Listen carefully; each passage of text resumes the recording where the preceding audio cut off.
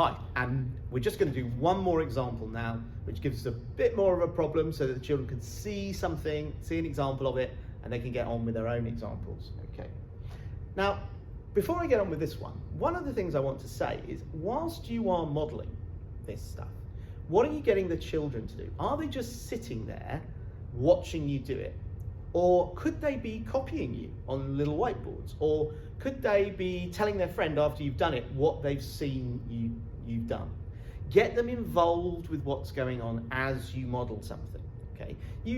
As you model something, you want it just to be you to begin with modeling it, but you want the children to be making sure that they are maybe copying the numbers down, or as I said, there's some involvement, okay, that they can do. So maybe when you finish one, you might say tell your partner what I just did, something like that, to get them involved so they're not sitting there passively.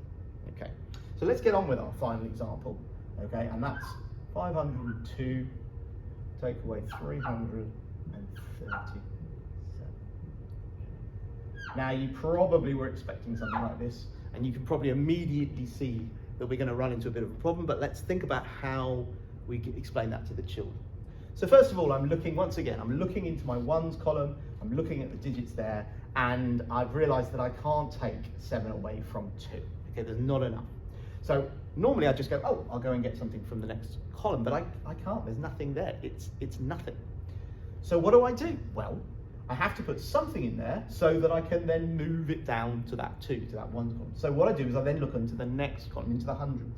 So I'm going to take one of these hundreds away from here, and remind myself that that's what I've done. And I'm going to put that into here.